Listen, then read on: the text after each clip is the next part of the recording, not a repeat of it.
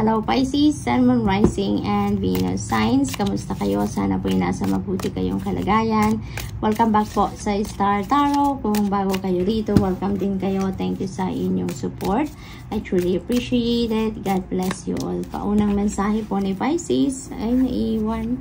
We have broken ring. Ayan, parting of the ways in either romance or business. So, kung meron kayong business partnership, ito na yung time, no, na maghihiwanay na kayo sa partnership na yan. Maaring hindi na kayo nagkakaintindihan, ano? Hindi na kayo on the same page, no, about sa mga decision siguro ninyo sa negosyo. Or for other reasons, who knows, diba? Kayo lang nakakaalam yan. It could also be romantic partnership ito na mag-i-end na, no? Maaring ang iba sa inyo dito ay talagang matagal na sigurong hindi nagkakaintindihan, matagal na sigurong hindi ninyo nagigets ang inyong partner, maaring ganon. Kaya maaring mag-decide na din kayo, no? Maaring ikaw mag-decide na iwanan mo na ang person ninyo, or both of you, no, are going to decide na let's call it quits, no? Maaring ganon ang ganap dito for some of you. We have heart, love, deep affection, and caring. Feeling ko naman dito, mahal na mahal nyo pa rin yung person ninyo. No, there's still love, there's still affection, there's still care for each other. Pero maaring for some reason, mas siguro magdidesisyon ng iba sa inyo na mas makakabuti na lang, no, na maghiwalay na kayo. Maaring ganon.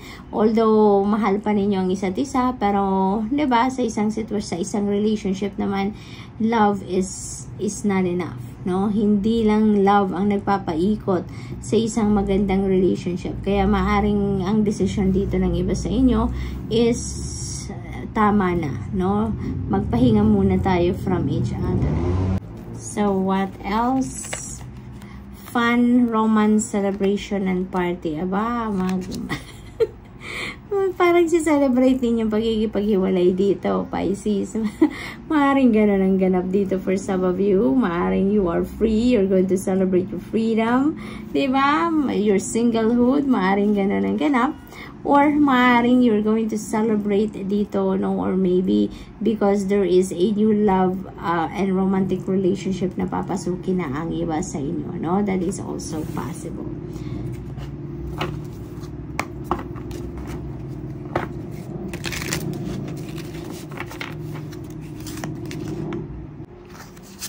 So, we have eternal love. Wow, napakaganda naman ito. Grabe naman siya.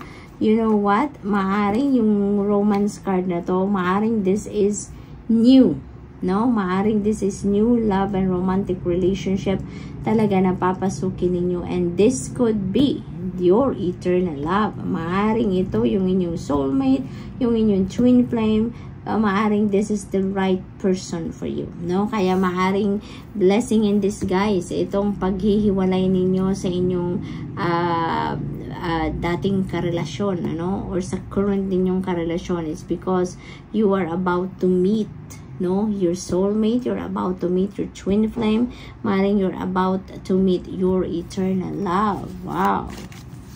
What else? We have be patient. Ayan. So, ang iba sa inyo dito, no, is really, really very generous sa inyong resources, sa inyong panahon, sa inyong energy, sa inyong kung ano-anong meron kayo, no, material man na bagay or hindi. You are very, very generous. Kaya ngayon, you know, maaring you're going to donate a chunk of money or a chunk of what you have dito sa mga charity siguro na institusyon or sa simbahan, no? Maaring ganon ang ganap, no?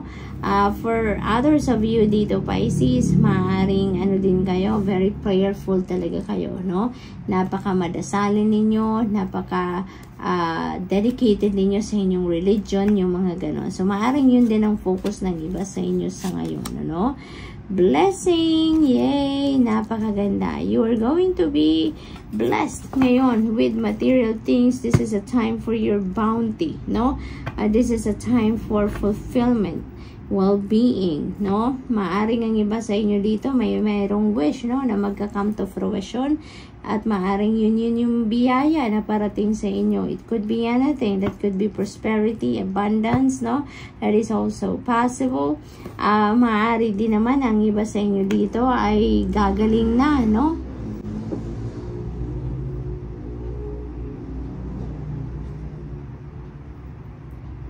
Maaring may mga physical ailment ang iba sa inyo dito in the past few weeks or few months, no? And ngayon maybe makaka-receive na kayo ng healing and gaganda na ang inyong pakiramdam, no? Maaring ganun din ang ganap dito for some of you.